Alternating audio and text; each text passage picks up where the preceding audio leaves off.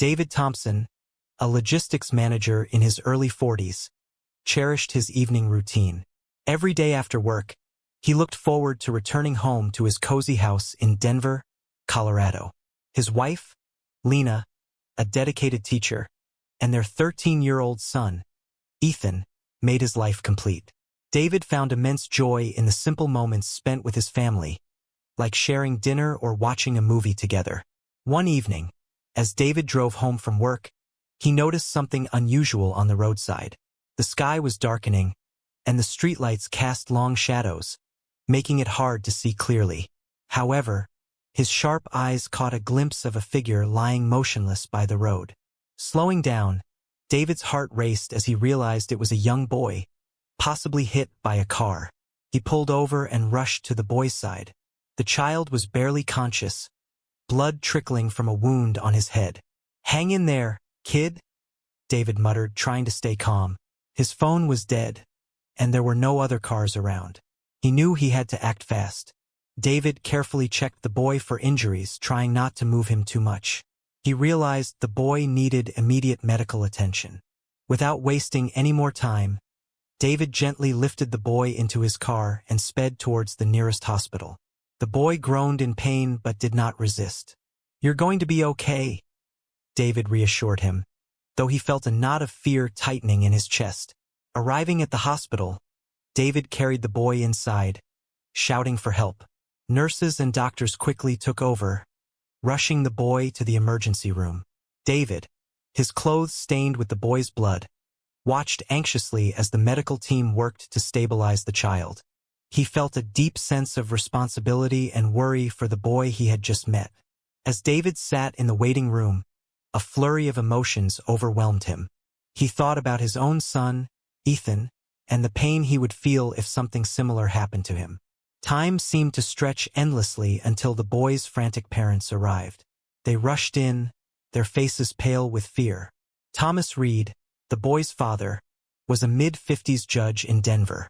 His wife followed closely, tears streaming down her face.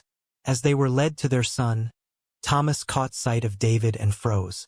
Recognition flickered in his eyes, followed by a mix of shock and guilt. David, too, recognized Thomas as the judge who had wrongfully convicted him 12 years ago, a conviction that had shattered his life. 12 years earlier, David had been an ordinary student, living a carefree life until he was accused of a crime he did not commit. Thomas Reed, then an ambitious judge, had accepted a bribe to frame David, leading to his wrongful imprisonment. David had spent years in prison, his dreams and reputation destroyed. Despite this, he had managed to rebuild his life after his release, finding work as a logistics manager and building a loving family with Lena. Now, fate had brought them together again in the most unexpected way. Thomas approached David, his face a mask of disbelief. "You saved my son," he said, his voice trembling. David nodded, not trusting himself to speak. The weight of their shared past hung heavily between them. After ensuring that Samuel, the injured boy, was in good hands, David decided it was time to leave. He needed to process the whirlwind of emotions the evening had stirred up. He quietly exited the hospital, slipping away without further conversation with Thomas or his wife. Back home, David struggled to hide his turmoil from Lena and Ethan. He didn't want to burden them with his past or the complex emotions it had stirred. However, as the days passed, he couldn't shake the feeling that he was being watched. Strange men seemed to be following him, and one evening, they attacked him brutally, leaving him battered and bruised. David suspected Thomas Reed was behind the attack, fearing that the judge sought revenge for saving his son. Determined to confront Thomas, David tracked him down, ready to face the man who had once destroyed his life. The suspense of their impending confrontation weighed heavily on David, setting the stage for a dramatic and potentially life-altering encounter. David's decision to confront Thomas Reed was not made lightly. The encounter at the hospital had dredged up painful memories, and the subsequent attack only heightened his resolve. He couldn't ignore the danger to his own family if this vendetta continued. With determination and a sense of justice, David set out to find the judge. He waited outside the courthouse one afternoon, scanning the crowd of people exiting the building. Hours passed before he finally spotted Thomas. The judge looked older and more worn than David remembered, but there was no mistaking him. David followed at a distance, waiting for the right moment to approach. Thomas entered a quiet cafe, and David saw his chance. He walked in, took a deep breath, and approached Thomas's table. The judge looked up, surprise and apprehension flickering in his eyes. "We need to talk," David said, his voice steady but firm. Thomas gestured to the empty seat across from him. "All right, let's talk." David sat down, his gaze never leaving Thomas's. "Why did you send those men after me?" Thomas's face paled. I didn't intend for anything like that to happen." David's eyes narrowed. "Then explain. Why did I get attacked after I saved your son?" Thomas sighed, running a hand through his graying hair. "David, I had no idea. I owe you an explanation and an apology." "Start with the truth," David demanded. 12 years ago, Thomas had been a rising star in the judicial system. An ambitious judge, he had accepted a bribe to convict David for a crime he didn't commit. The real culprit, a well-connected criminal, walked free while David's life was turned upside down. Thomas had thought he could live with his decision, but guilt had haunted him ever since. "I was wrong," Thomas admitted, his voice heavy with regret. "I thought I could bury it, but it's been eating at me. When I saw you at the hospital, I realized how much damage I'd done. I didn't send anyone to hurt you. I swear. Promise I'll find out. Let me make it right." David wanted to believe him, but the years of pain and injustice were hard to overlook. "You can't undo what happened, but you can help me now. Clear my name." Thomas nodded, his expression resolute. "I'll do everything I can. You have my word." Their conversation left David feeling a mix of emotions. He wasn't ready to forgive Thomas, but the promise of clearing his name was a start. Over the next few days, Thomas kept his word, working tirelessly to gather evidence and support to overturn David's wrongful conviction. It was a complex process, but Thomas's influence and connections proved invaluable. Meanwhile, David tried to resume his normal life, but the threat of another attack loomed over him. He stayed vigilant, keeping a watchful eye on his surroundings. Lena noticed his increased anxiety and confronted him one evening. "David, what's going on? You've been so distant and jumpy." David hesitated, not wanting to burden her with his past. But he realized he couldn't keep it from her any longer. "Lena, there's something I need to tell you." He recounted his wrongful conviction, his encounter with Thomas at the hospital, and the subsequent attack. Lena listened in stunned silence, her eyes wide with shock. "Why didn't you tell me before?" she asked, her voice trembling.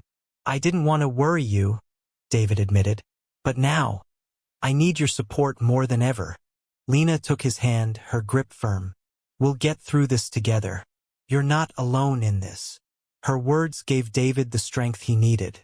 He continued working with Thomas, who managed to gather substantial evidence to prove David's innocence. It was a painstaking process, but they made progress. Thomas was relentless, driven by guilt and a desire for redemption. One evening, Thomas called David with news. "I've got something. Meet me at the office." David arrived to find Thomas holding a thick file of documents. "This is everything we need," Thomas said, his voice filled with determination.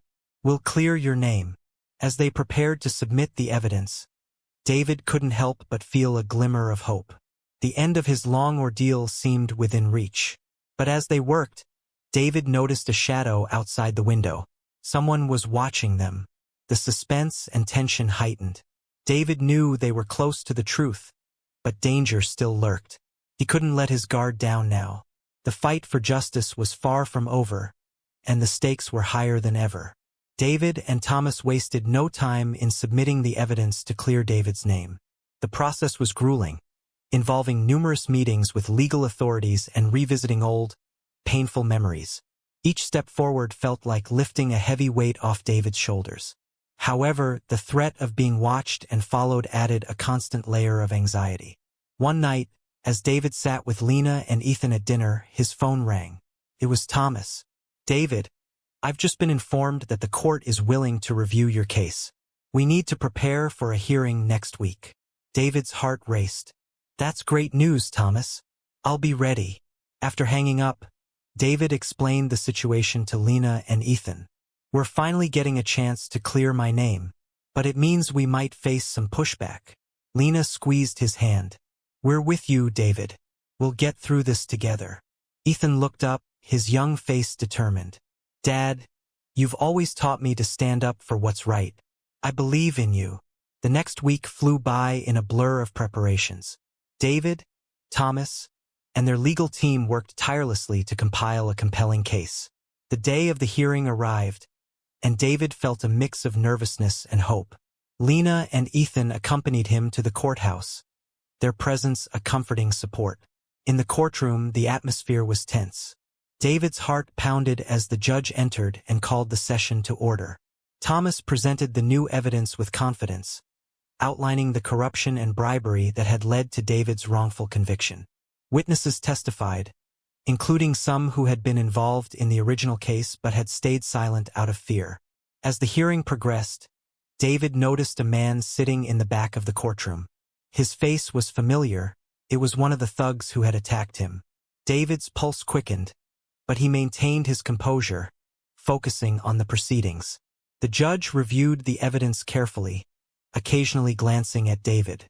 After what felt like an eternity, the judge finally spoke. "The evidence presented today is compelling and reveals a significant miscarriage of justice. David Thompson, your conviction is hereby overturned. You are exonerated of all charges." A wave of relief and joy washed over David. Lena hugged him tightly, tears streaming down her face. Ethan beamed with pride. Thomas approached, his eyes reflecting both guilt and satisfaction. "Thank you for giving me the chance to make this right," he said. David nodded, feeling a mix of gratitude and lingering resentment. "It's a start, Thomas." As they left the courtroom, David couldn't shake the feeling of being watched. The thug's presence in the courtroom was unnerving. He needed to find out who was behind these attacks and why. He decided to confront Thomas about it. "Thomas, we need to talk," David said as they walked to their cars. "One of the men who attacked me was in the courtroom today. Do you know anything about it?" Thomas looked genuinely surprised. "No, I swear I don't. But if someone's targeting you, we need to find out who and why." David agreed, and they decided to investigate together. Thomas used his connections to dig deeper into the underworld of Denver, seeking any leads on who might be targeting David. Meanwhile, David remained vigilant, ensuring his family's safety. One evening, while David was at work, he received a call from an unknown number. The voice on the other end was chillingly calm. "You think you've won, but this isn't over. Stay out of our way, or you'll regret it." David's blood ran cold. "Who are you? What do you want?" The caller hung up without answering. David knew he couldn't ignore this threat. He called Thomas, who immediately sprang into action, contacting his law enforcement allies to trace the call and gather more information. Days later, Thomas called David with a lead. "I found something. Meet me at the old warehouse on 5th Street tonight." David agreed, feeling a mix of anticipation and dread. He arrived at the warehouse as instructed, finding Thomas already there. The warehouse was dimly lit and filled with the echoes of dripping water and creaking metal. "Thomas, what did you find?" David asked, his voice steady. Before Thomas could answer, a group of men emerged from the shadows, surrounding them. The leader, a burly man with a scar across his face, stepped forward. "You shouldn't have meddled, David." David recognized him as the man who had called. "What do you want from me?" he demanded. The man sneered. "You were supposed to stay quiet. Now you and your friend here are going to pay." The situation was dire, and the suspense was palpable. David and Thomas exchanged a tense glance, readying themselves for the confrontation ahead. The stakes were higher than ever, and they knew they had to fight not just for justice, but for their lives. David and Thomas stood in the dimly lit warehouse, surrounded by the menacing group. The leader, with a scar across his face, stepped closer, his sneer revealing a deep-seated malice. David's mind raced, trying to find a way out of this dangerous situation. Thomas, sensing the urgency, spoke up. "What do you gain by threatening us? The truth is already out." David's name is cleared. The leader chuckled darkly. "You think this is about clearing names? It's about control. Someone very powerful wants David to disappear." David's heart sank. Who? Who wants me gone?" The leader's eyes flickered with something unreadable. "You'll find out soon enough." He nodded to his men who began closing in. Suddenly, the sound of sirens pierced the air. Red and blue lights flashed outside the warehouse, and the men paused, uncertainty crossing their faces. "We're out of time," the leader growled. "Let's move." In the chaos, David saw an opportunity. He grabbed Thomas's arm and whispered, "Run!" They darted towards a side exit, the thugs momentarily distracted by the approaching police. Bursting into the cold night air, David and Thomas sprinted towards the police cars. Officers jumped out, weapons drawn. "Hands up!" one of them shouted. David and Thomas complied, breathing heavily. "We're not the threat," Thomas panted. "The men inside the warehouse are. They attacked us." The officers quickly moved in, securing the area and apprehending the thugs. The leader, seeing his plan unravel, cursed loudly as he was handcuffed. "You haven't seen the last of us."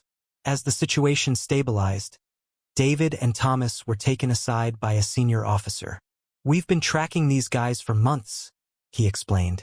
"They're part of a larger criminal organization. You two just gave us the break we needed."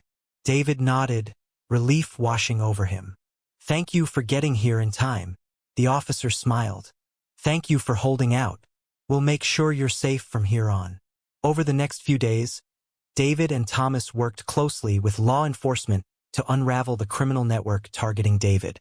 It became clear that the group was involved in various illegal activities, and David's exoneration had threatened their operations. Thomas's investigation had inadvertently put him in their crosshairs as well. Thomas, determined to right his past wrongs, provided crucial information that helped dismantle the organization.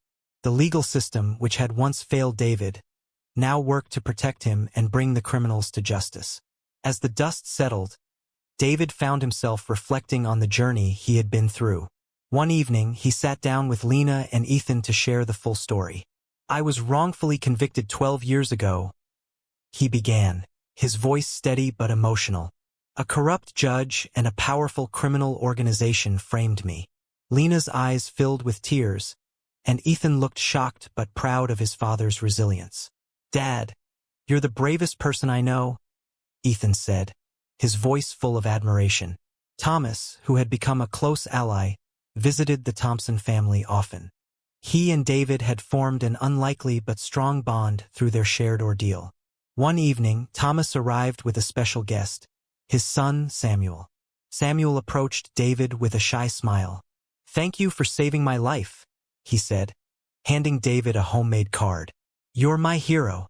David's eyes welled up as he accepted the card. "Thank you, Samuel. It means a lot to me."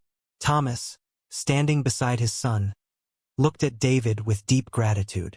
"David, your kindness and forgiveness have changed my life. I've resigned as a judge and opened a law office to help others who've been wronged by the system. Samuel and I are dedicated to making a positive difference." David smiled, feeling a sense of closure. "I'm glad, Thomas. We can all make a difference." As time passed, David's life continued to improve. His exoneration led to a well-deserved promotion at work, and he and his family enjoyed a newfound peace. The nightmare of the past was finally behind them. The story of David and Thomas became an inspiration in Denver, a testament to the power of forgiveness, redemption, and the impact of kindness.